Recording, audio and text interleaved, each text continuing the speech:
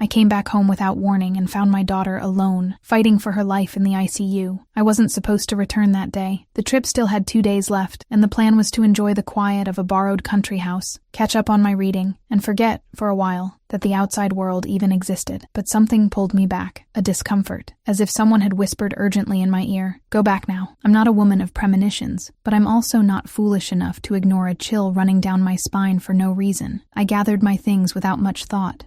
Didn't even text anyone. I just wanted to arrive, hug my daughter, and maybe laugh at my own overreaction. When I parked in front of the house, the late afternoon sky was already painted in shades of gold and rust. There was a strange, thick silence. No neighbor's dog barking, no usual birds. Just the rustling of leaves and my own heart beating out of rhythm. That's when I saw the envelope, lying on the doormat, white, hastily folded, stained at the edges like someone had cried holding it. My daughter's name scribbled on it with a trembling hand. I opened it, read it, and the world seemed to spin off its axis. My body moved before my mind could grasp it. Inside the envelope, there was only a note. They took her to the hospital. Critical. Accident. ICU. No name. No number. Just that. And hell opened beneath my feet. Driving to the hospital felt like crossing a desert in flames. The road stretched endlessly. Red lights took forever. All I could do was repeat her name under my breath like a prayer. Hold on, baby. Hold on. The front desk was cold. White lights. Shiny floors. A disinfectant smell that burned my nose. I tried to speak, but my voice gave out. I handed the note to the receptionist, who read it. Eyes wide, they called someone, then someone else. They led me through long, impersonal hallways until we reached a door with red letters, ICU. Inside, time stopped. The sound of machines, rhythmic beeps, mechanical breathing, the constant hum, created a deafening silence. There she was, my daughter, lying still, pale like cracked porcelain, tubes in her mouth, her nose, IV bags hanging beside her, a purple bruise on her forehead, and a loneliness, an abandonment that dropped me to my knees. I didn't cry, not there. I just pressed my forehead to the cold glass and stared. The woman I had loved most in this world was fighting a war inside her body, and she was completely alone. A nurse approached with gentle eyes. She touched my shoulder. I asked, "Where's her husband? Where is he?" She hesitated, swallowed hard. No one came with her. She arrived alone, brought in by the rescue team. They said it was a car accident. Alone. My daughter, married almost 3 years. A marriage she always said was safe, stable. A man she swore was trustworthy. And she ends up unconscious in a hospital, in the middle of the city. With no one? Without him? My stomach turned. I knew something was deeply wrong. This wasn't just an accident. This was a badly told story, and I wasn't going to just be a side character in it. In that moment, staring at my daughter's fragile body among the machines, I knew either I became a spectator of this tragedy or a hunter of the truth. I chose the latter, and I swear on everything sacred, I would find out where that man was and why he let my daughter die in silence for 6 days. I spent that night at the hospital, not because I had no choice, but because my body couldn't leave. It was as if my feet were rooted to that cold floor, between the hard waiting room chairs and the muffled sound of respirators. Every hour, I got up, walked to the ICU's glass door, and looked at her, my daughter. The woman who once danced barefoot in the living room, who laughed out loud when she got covered in flour trying to bake a cake. Now she was there, silent, wrapped in wires and tubes, fighting for every second of life without even knowing I was on the other side of the glass, begging for her. The hospital routine is cruelly punctual. Nurses go in and out. Doctors look at charts with neutral expressions. Life gets reduced to numbers,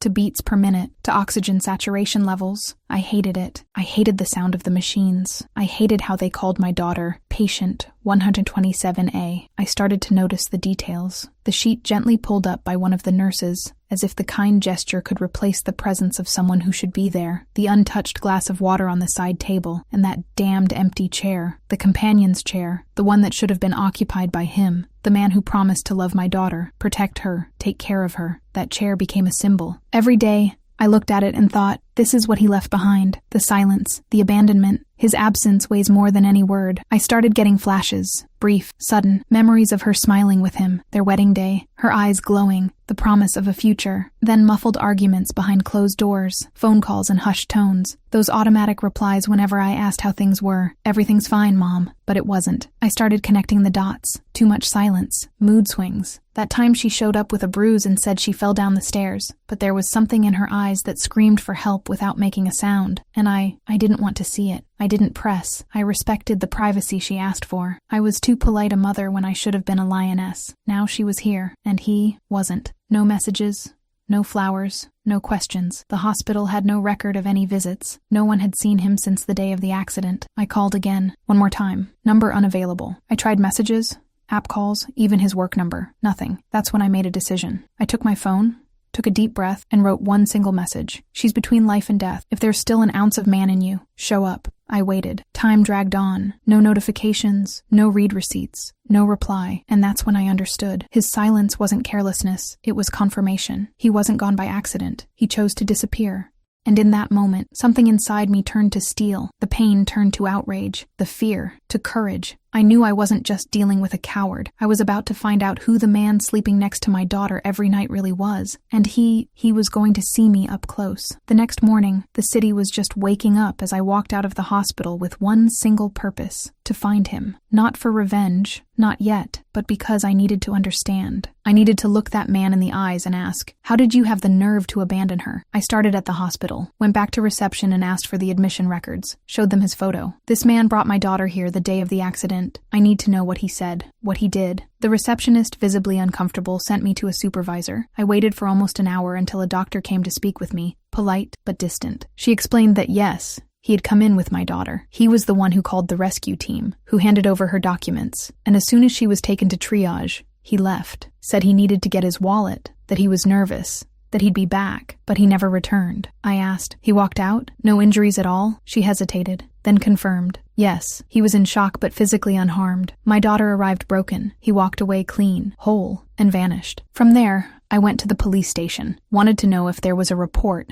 an investigation in progress, any kind of follow-up. And again, nothing. The accident hadn't been flagged as suspicious, just another everyday tragedy, a statistic. But one detail from the hospital file the doctor mentioned stuck with me. He refused medical attention. It's not necessary, he reportedly said, and he signed a release form. That sentence kept echoing in my head. He refused medical attention. My daughter was brought in unconscious. He walked out. I came back home with my mind on fire. Every detail became a clue. As I walked through the door, I felt the air stale. The house felt frozen in time. The coffee still on the shelf, the dishes clean but untouched, and no trace of him. Nothing. The closet looked off, clothes missing, his shirts, his jackets, gone. The drawers where documents were kept were empty. His books had vanished from the shelf. Even the photo on the bedroom wall, the one where they were hugging, had been removed, like he had erased his own footprints. A quiet rage took over me. I opened a folder with bank statements, started cross-checking dates, tracking transactions, and there it was. 2 large withdrawals made the day before the accident, a transfer to an unfamiliar account, a name I'd never seen, and then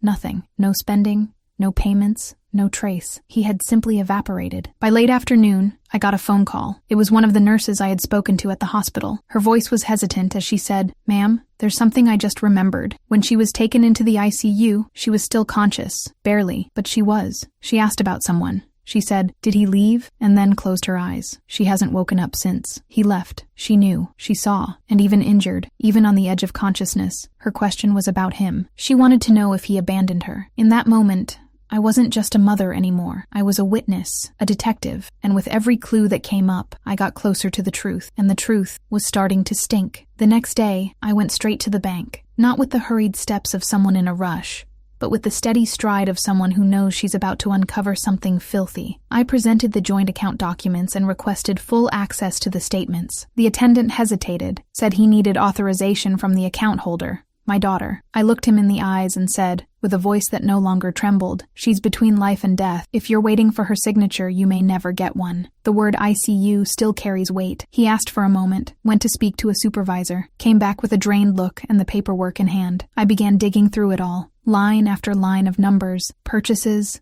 transfers, withdrawals, auto payments, and then I saw it. 2 days before the accident, a transfer of nearly 20,000 Rs to a man's account we'd never seen before. The day before the accident, a cash withdrawal of 6,000. The day of the accident, another withdrawal smaller, at the estimated time of the crash, and after that, total silence in the account. It was as if he had been clearing a path for something, as if he were preparing. And when it was all done, he vanished. I left the bank with my eyes burning, but not from tears. It was something else, a new feeling, a knot twisting into quiet fury, a kind of pain that no longer bleeds, but smolders like embers beneath the skin. I went back to their house. I had to look at everything with different eyes now. I sat on their bed, touched her pillow, where a strand of her brown hair was still caught. It felt like stepping into a shrine, but I knew my daughter wouldn't have minded. I was there for her. I went to the closet. In one corner, a memory box, photo albums, movie tickets, old letters, and inside, I found something that anyone else might have overlooked, a birthday card she never told me she received. It was recent, and what startled me wasn't the content. It was the handwriting. It wasn't his.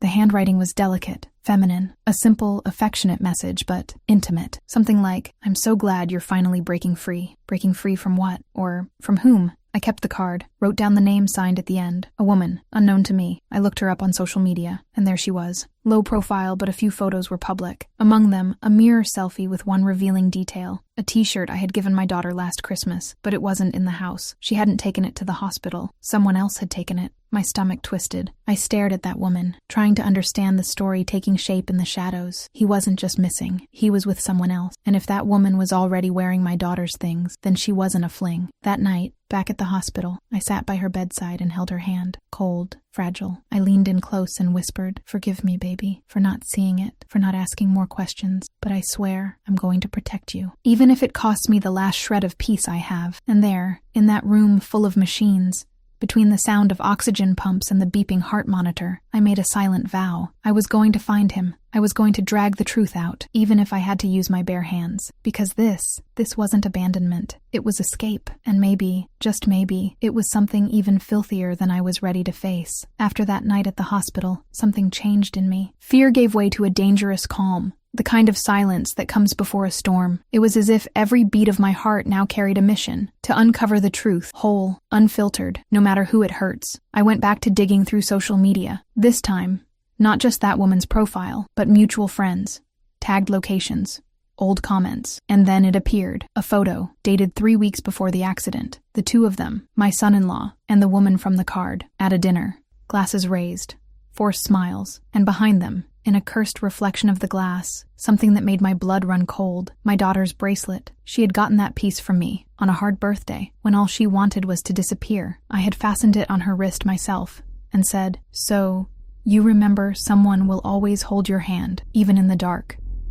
And there it was, in the mirror's reflection, wrapped around his wrist. They were together, before, during, and I no longer had any doubt, after the accident. My face burned. I was overtaken by a quiet kind of indignation, the kind that doesn't scream, but eats you alive from the inside out like acid. None of this was carelessness. It was calculated, premeditated. I took his full name and went to the registry office, pulled public records, contracts, legal ties. I found out that in the last few months he had quit his job, sold an old car, and registered another under someone else's name. I also discovered he had recently opened a small business. Nothing about that screamed a man struggling in his marriage. And the cruelest part? I went after my daughter's life insurance policy. She'd taken it out shortly after the wedding. High value. Beneficiary? Him. Soul. My breath caught in my throat. The next day, I returned to the hospital and waited for the head doctor to finish her shift. I offered a coffee and asked to talk. I laid everything out. The transactions, the withdrawals, the absence, the lies. For the first time, someone on the inside showed more than empathy. She showed alarm. She listened in silence, and in the end,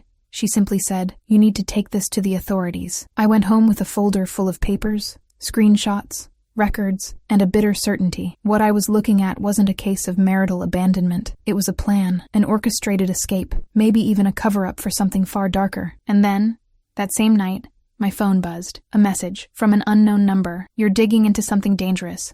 Stop while you still can." The screen shook in my hand. My heart raced, but not with fear, with certainty. He knew I was getting close, and now I knew he was afraid. And when a man like him starts to feel fear, it's because what he's hiding isn't just betrayal. It's something that could destroy far more than a marriage. It could destroy a life. That message on my phone made me laugh, a dry, bitter laugh, like someone had struck a match inside my chest. "You're digging into something dangerous. What kind of monster tries to silence a mother, just when she's fighting to keep her daughter alive?" I didn't reply. I just took a screenshot, saved the number, and sent it to an old contact from my working days, a retired police chief who owed half his life to my family. Less than an hour later, he called me back. The numbers registered under a fake name, but were already tracking the IP. I went back to the hospital in the early hours, before the sun came up, sat beside her bed like I did every night, and this time, my voice wasn't just prayer, it was a vow. Sweetheart, if you can hear me, listen to what I'm saying. I'm here, and I'm not leaving. I don't care who's trying to erase you. I'm going to light up every corner of this story until there's no darkness left. The fury inside me had become strategy. It wasn't time to react with screams. It was time for precision. I started by locking down the accounts. Everything he still had access to. Cards, passwords, joint finances. Then I spoke with a lawyer a friend recommended, filed for a preventive asset protection order, seized what was hers, protected everything he thought he'd take as some kind of prize. Meanwhile, he showed up from the shadows. Calls from different numbers, messages left on social media through fake profiles, comments that disappeared after a few minutes. The same voice, sarcastic, cruel, trying to make me back off, but it was far too late for that. That's when the retired police chief called again. We found him. He's in another city, small hotel, under a fake name. The woman you mentioned, she's with him. The rage I felt had no sound, only images. Because while my daughter was fighting a war for the right to breathe, that man was lying in a hotel bed, toasting to a new life. I remembered her image, pale skin, eyes closed, wires stuck to her face, and his, smiling, shirt unbuttoned, champagne glass in hand, as if he'd been rewarded with freedom. That's when I stopped being just a mother. I became something I don't even know how to name. Because in that moment, I understood I was no longer just defending my daughter from abandonment. I was facing someone who wasn't afraid to kill, if not with his own hands, then with neglect, with time, with silence. I filed a formal complaint, gathered evidence, witnesses, hospital records, bank statements, the threats, the bracelet seen with the mistress, the insurance policy, and when I handed everything over, even the coldest cop looked at me with a mix of surprise and unease. If this checks out, it's attempted murder. I didn't cry. I just nodded. That same night, I learned the warrant was about to be issued. It was just a matter of days, maybe hours. But before justice came, he needed to see that we were still standing. My daughter hadn't woken up yet, but her skin was gaining color. Her fingers sometimes twitched, and a nurse told me, she's fighting, and I think she knows you're here. So I went back home, printed the last photo of the two of them, the one at the hotel. I pinned it on the living room wall, and underneath I wrote in red ink, "You thought she would die. You were wrong. The truth has a bitter taste. Not the bitterness of strong coffee or a forgivable mistake. It's something deeper that scrapes your throat and burns in your stomach." That's what I felt when I found out the warrant had been issued. There was no celebration, no relief, just a strange emptiness, as if my body still needed to be convinced that it was all real, that he would finally be hunted down like he deserves. It was hot that day, a stifling heat, like even the air was tense, waiting for something to happen. I was at the hospital, sitting with a lukewarm coffee in my hands, and my forehead pressed against the ICU glass, watching my daughter, still unconscious, still suspended between the before and the after. She was breathing with the help of machines, but her chest moved with more strength. Small improvements, the doctor said, but hope, even timid, was already circling the room. It was in that silence that my phone vibrated. Private number. I answered without thinking. The voice on the other end was his. "Think you've won something, Mrs. Helena?" He started, without even saying his name. But he didn't need to. The coldness was the same, that slippery tone disguised as control. "You're digging yourself into a hole, and you're not exactly young enough to climb out on your own." My body froze, but my voice came out steady. "You shouldn't have called." "Oh, I should. You need to hear this. Need to know that the perfect daughter you're so busy protecting wasn't such a victim after all." I stayed silent, not out of fear, but strategy. I let him talk. She knew she was losing. Me, her mind, everything. And she accepted it. Don't think it was a shock. She settled for less. You taught her that, didn't you? My chest burned. Every word was a filthy attempt to flip the script, to turn the victim into an accomplice. But I already knew his kind, men who manipulate even their own cowardice. "You ran away, left her to die, and you still want to call that freedom?" I asked finally. "Freedom is exactly that. I got rid of a burden, a role that never fit me. I warned you. I was always clear. You two were the ones living in a fantasy." He was calm, almost satisfied. And that's when I realized he saw himself as the winner, someone who dodged the system, who fooled everyone, and worse, he thought he still had control over me. "You didn't call because you're in control. You called because you're scared," I said. "And you should be." His silence confirmed it. He hung up without saying goodbye. I got up from there and went straight to the front desk, asked to speak with the investigator on the case. I explained the call, showed the call log, the time, asked for a trace. They wrote everything down, said it would be useful, but deep down, I knew. That call wasn't an accident. It was a warning, a last breath of control from a man who knew his castle was crumbling. I went home that night feeling the weight of the world on my shoulders, but it wasn't exhaustion. It was focus. Sitting in the living room, surrounded by all the remnants of the life my daughter had built, the photos on the wall, her books, the cracked picture frame, I wrote down everything I could remember. The dates, the phrases, the threats, the signs we ignored. I wouldn't let anything slip by again. At midnight, I got a message on my phone, not from a hidden number, but also no name saved. A photo attached, him, smiling, at a roadside restaurant, and across the table, her, the other woman, the same one from the credit card, the same woman wearing my daughter's blouse. Along with the image, a caption typed by him. While you pray for a miracle, I celebrate freedom. My finger pressed the screen so hard I nearly cracked the phone, but I didn't reply. This wasn't the time to fight with words anymore. It was time to let him fall by his own arrogance. The morning after that disgusting message, I woke up with the sense that something final was about to happen. My body hadn't rested. I slept in the clothes from the day before, sitting on the couch, my eyes still locked on that last image of him, smiling like he was untouchable, a smile that, days ago, might have made me tremble. Now it was just fuel. Before the sun even rose, I got the call I'd been waiting weeks for, a male voice. Firm, straight to the point. We've located him. He's in another state, low-end hotel.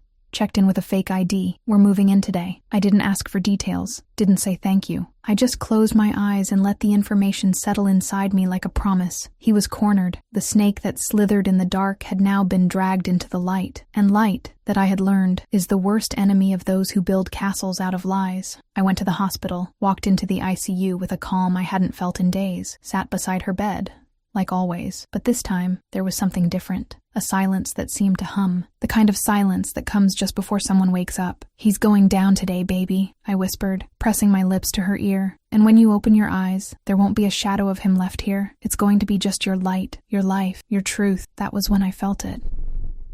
Her hand contracted, not a spasm, a conscious movement, a finger slowly curling around mine. My heart raced. So did the monitor next to me. Small changes, nothing alarming, but enough for the nurse to come closer, and eyes wide say, "She's responding." I stayed there for hours, feeling her hand gripped around mine, gentle squeezes, a brief blink, and finally her eyes, slowly, painfully opening, like someone returning from far away. And she saw me. Her gaze was startled, confused, but also filled with recognition. She knew she was alive, and that I was there. I cried. For the first time, I let the tears fall, the ones I'd held back for days. "He left me?" was what she managed to whisper, her voice raspy, like crumpled paper. "Yes, baby, he left, but not for long. Now he's surrounded, and he'll never touch you again." She cried too, not a desperate cry, but the cry of someone who understands their own pain, who starts to name it, who realizes they survived, and that they have the right to live again. That very same day, the warrant was executed. The police arrived at the hotel. He tried to lie, used a fake name, said they were just passing through, that they were on vacation. But the paperwork betrayed him. They found cash, an international plane ticket, forged documents, and my daughter's life insurance policy, printed, marked with pen, like an escape plan, or something worse. He was arrested on the spot.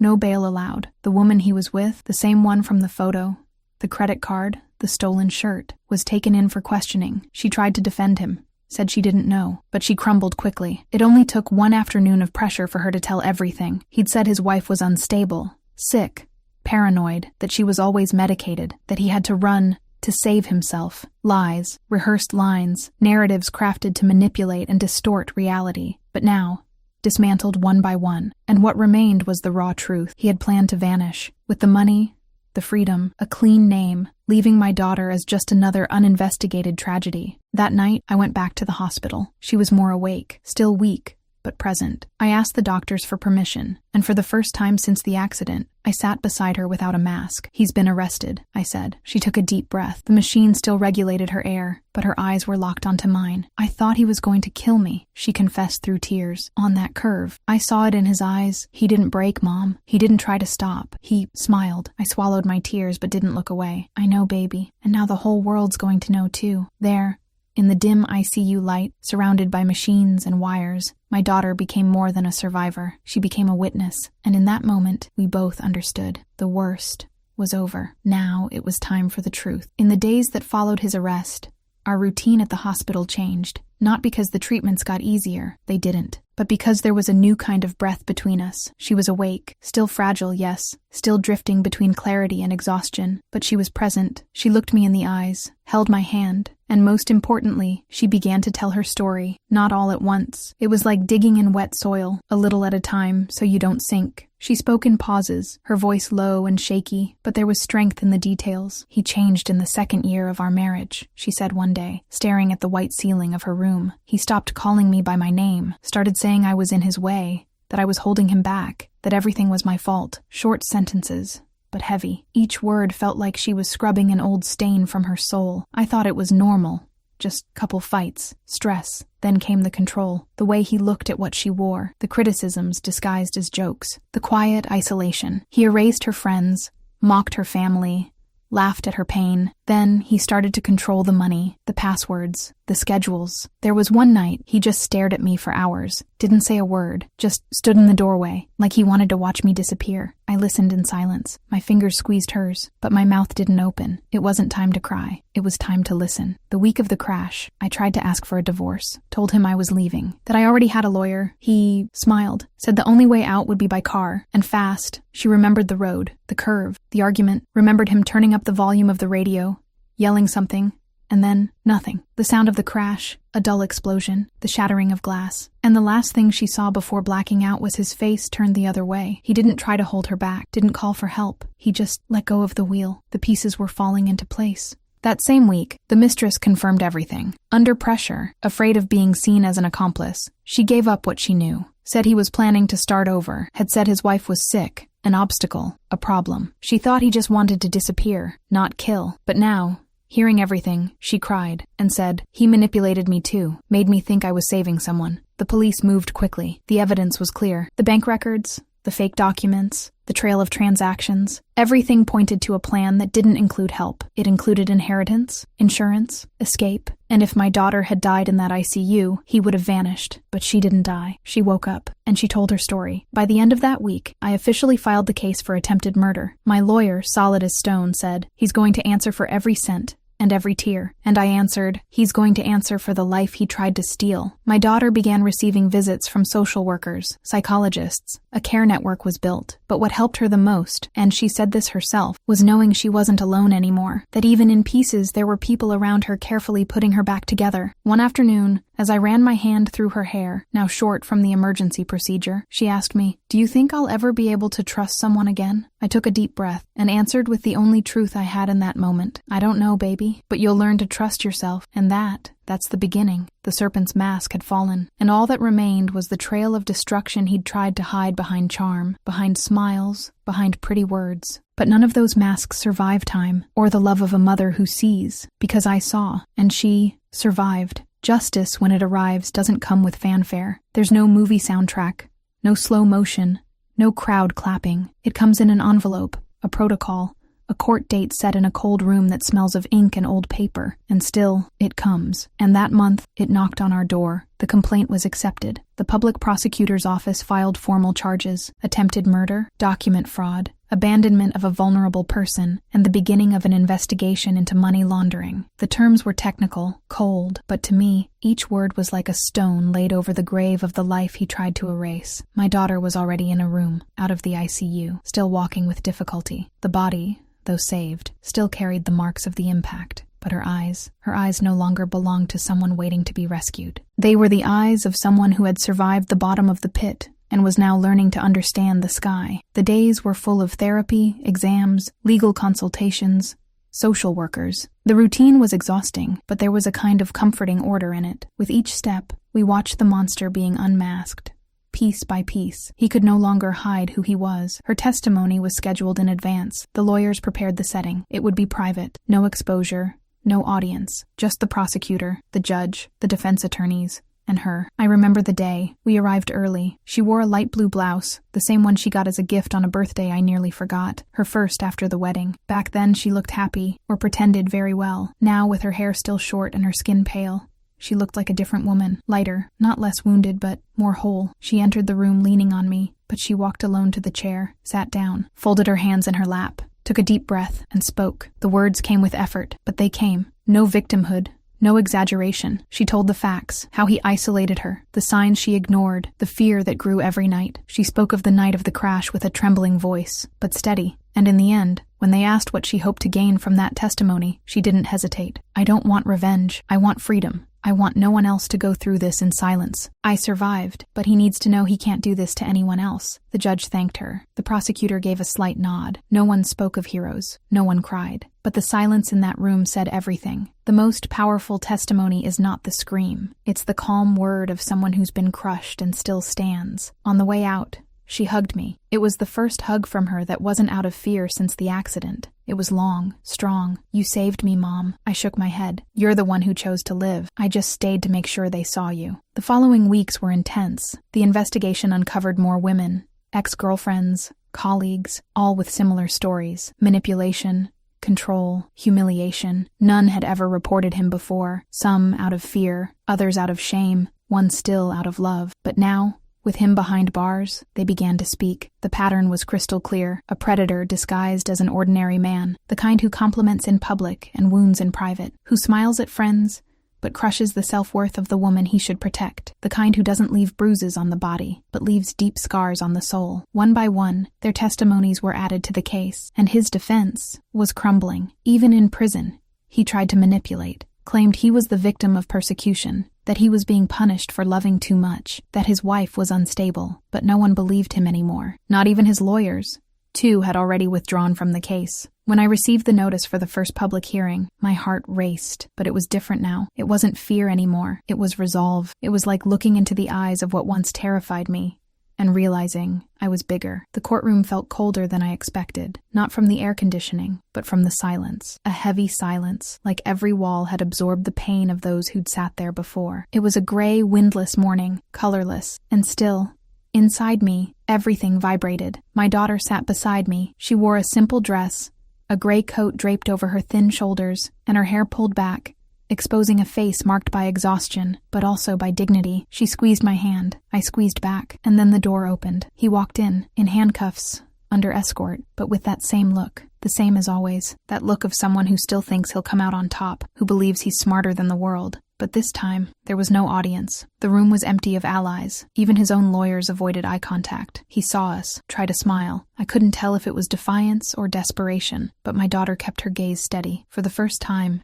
she didn't look away, and he blinked first. The judge called for silence and began the session. The prosecutor started reading the charges. Her neutral tone made the words fall like stones onto the floor. Attempted qualified homicide, abandonment of a vulnerable person, fraud, criminal conspiracy. The defense tried to speak of emotional imbalance, a marital crisis, a conflict of versions, but it was like watching a sinking boat trying to face a storm. The evidence spoke for itself. The bank statements, the messages, the insurance policy, the testimonies. The women who came forward with stories that, alone, might not have been enough, but together, they formed a roar, and then it was her turn. My daughter stood up. She wobbled slightly, but walked to the center of the room with her head held high. Her voice trembled at first, but soon found its rhythm. I loved this man, she began. I trusted him. I shared my life, my home, my body, and he used all of it as a weapon. He tried to erase me, little by little, and when he realized I was starting to see through him, he tried to destroy me completely. She described the curve, the car, the silence after the impact, said it wasn't an accident, it was intentional, that he didn't shout, didn't try to stop, didn't help. And when she opened her eyes days later, he was already gone, with money, with lies, with a new story to tell. There was a moment when her voice broke, when she said, I almost didn't live to tell this, but she pulled herself together, and ended with something that silenced even the most indifferent. He didn't just take my breath, he tried to take my right to exist, but today I'm here, breathing, and he is in jail. The judge called a recess. No one spoke for several minutes. The only sounds were chairs scraping, footsteps echoing across the floor. But in that dry, tense pause, I knew the tide had turned. When we returned, his face had changed. The arrogance was gone. His expression was that of a cornered man, staring at a wall he didn't know was there, the wall of truth. The serpent had nowhere left to hide. The venom had dried up, and the predator's gaze was now just the reflection of an ordinary man, small, pathetic, exposed. The session ended with the trial postponed for another month, for procedural reasons, but it didn't matter anymore. Justice had already begun, not just in the legal documents, but in my daughter's eyes, in the silence of the courtroom, in the invisible weight that had shifted. On the way out, he still tried something, muttered, "You ruined my life." My daughter stopped,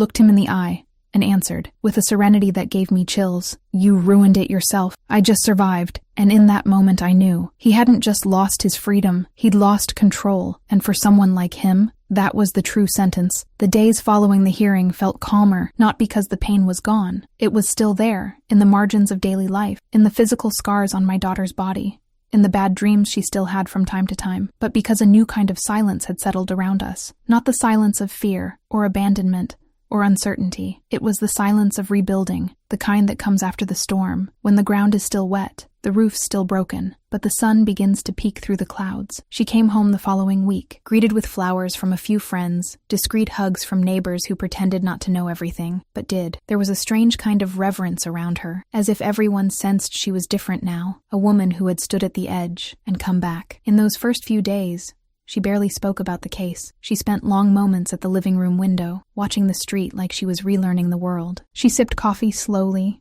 read passages from books she once loved, and sometimes cried for no apparent reason. I didn't interrupt. I didn't ask. I was simply there, because sometimes all someone needs is another person willing to sit in silence with them. One afternoon, I found her sitting on the bedroom floor, surrounded by old photos. The wedding ones were separated in a pile. She stared at them like you'd look at a stranger. "Do you want me to throw them away?" I asked. She shook her head. "Not yet. I need to remember what almost destroyed me. Not to feel hate, but to never go back there. That broke me inside." It wasn't about revenge anymore. It was about awareness, about identity. She didn't want to erase the past.